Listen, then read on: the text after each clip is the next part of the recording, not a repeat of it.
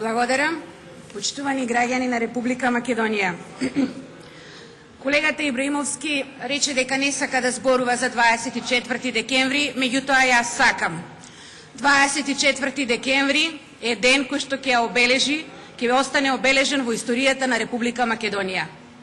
Колку и да сакаме да го игнорираме, тоа нема да може. Неприсуството на пратениците од парламентарното мнозинство во 12 сато покажува дека не беа заинтересирани нити за дебата, нити за 24 декември. Меѓутоа, постојат релевантни докази кои ќе зборуваат за тоа што се случи на 24 декември. Кршење на Уставот на Република Македонија, кршење на човековите права, кршење на Законот за собрание и Деловникот на собранието. Тоа, колеги пратеници, не можеме да го избришиме ни ние, ни вие, а ние нема да сакаме да го избришиме тоа.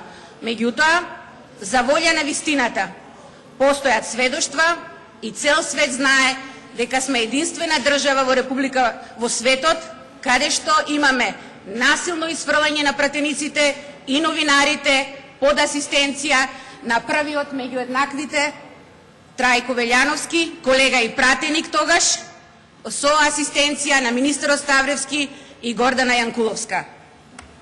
Ние сме тука да зборуваме и денеска, и во иднина, и за загадувањето, и за сите теми кои што ќе бидат предложени и од владата како предлагач, и од нас како колеги пратеници.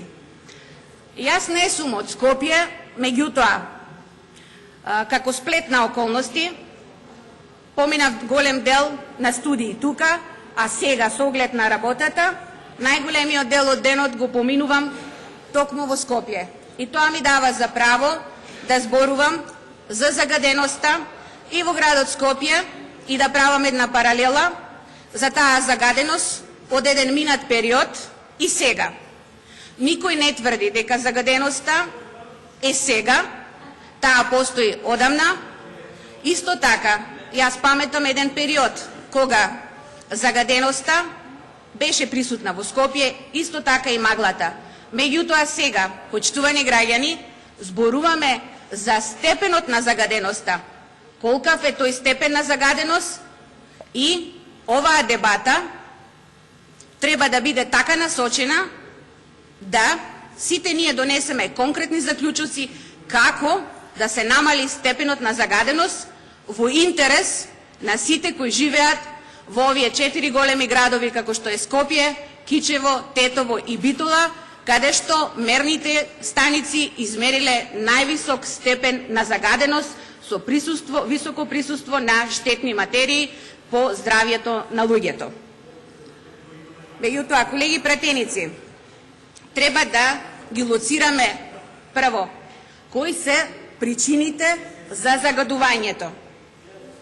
Причини за загадувањето имаме многу, а не онака како што рече почитуваниот министар за животна средина, дека загадувачи се возилата и загадувачи се домаќинствата.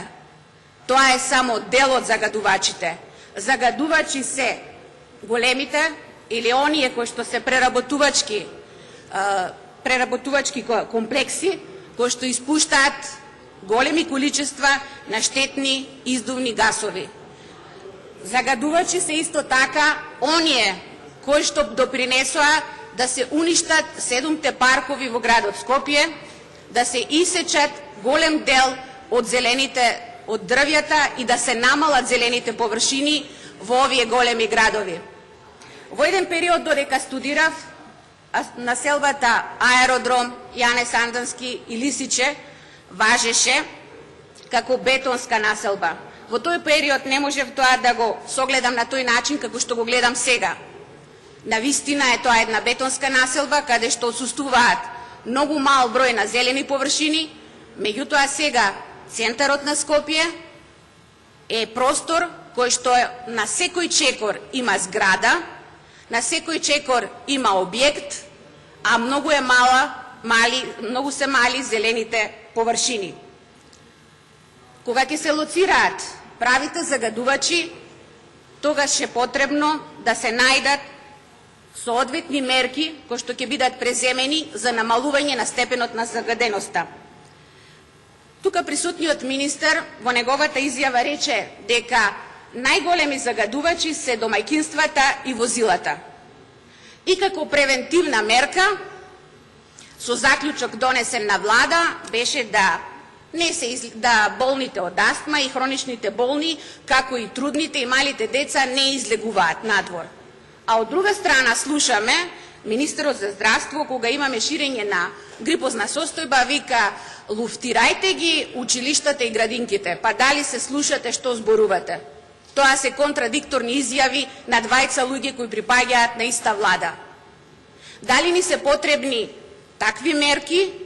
Ова е, колеги пратеници, само превентива која што треба да се преземи. Меѓутоа, треба да се размислува, кога ќе се лоцираат вистинските загадувачи, кои конкретни мерки треба да се преземаат за да може да се отстранат загадувачите. Пред да преминам на конкретните мерки, сакам да споменам уште нешто. Се најави од страна на Министерството за заштита на животната средина да се намали движењето на тешки товарни возила и воопшто на возилата од 7 до 19 часот во централното подрачје. Дали, колеги пратеници и почитувани граѓани, присуството на огромниот број на полициски возила и хермелини денеска во централното градско подрачје, особено околу собранието, требаше да бидат присутни. Треба да добиеме одговор на тоа, бидејќи лани под асистенција на Гордана Јанкуловска, представниците на полицијата ги изфрлија и пратениците и новинарите од овој собраниски дом. Која им беше улогата на овие полициски сили кои беа во огромен број околу собранискиот дом денес? А да се вратиме на загадувањето.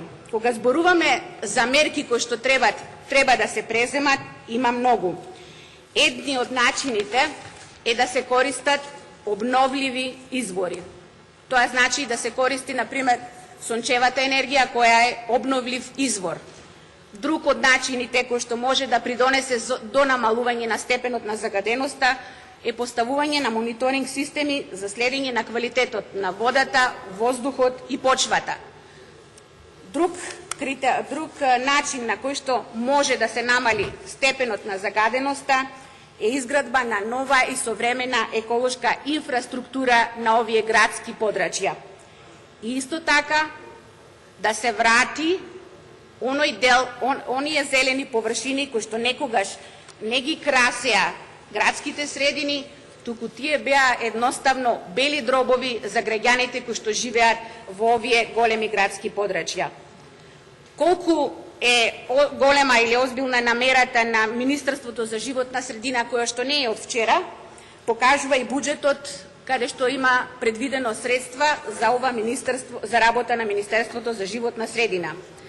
Од вкупната сума која што е 658 милиони 480 илјади денари на ова министерство, 288 милиони и 500 илјади денари се за заштита на животната средина, а само дел од нив 64 милиони 375 илјади денари на програмата за унапредување на животната средина. Нема да бидам скептик и да речам дека овие средства се малку.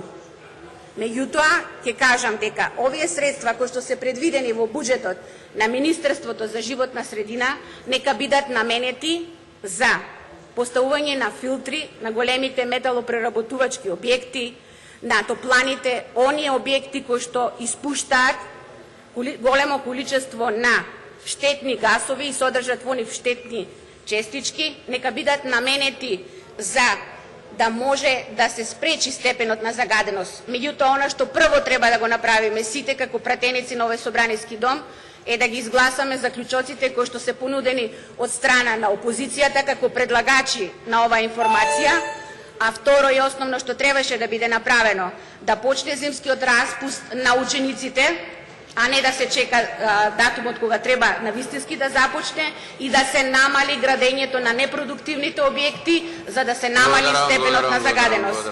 И ви порачуваме, почитувани граѓани, дека пратениците на опозицијата ќе бидат секогаш во овој собраниски дом и нема да дозволат уште еднаш да бидат отстранени на начинот како што беше на 24 декември.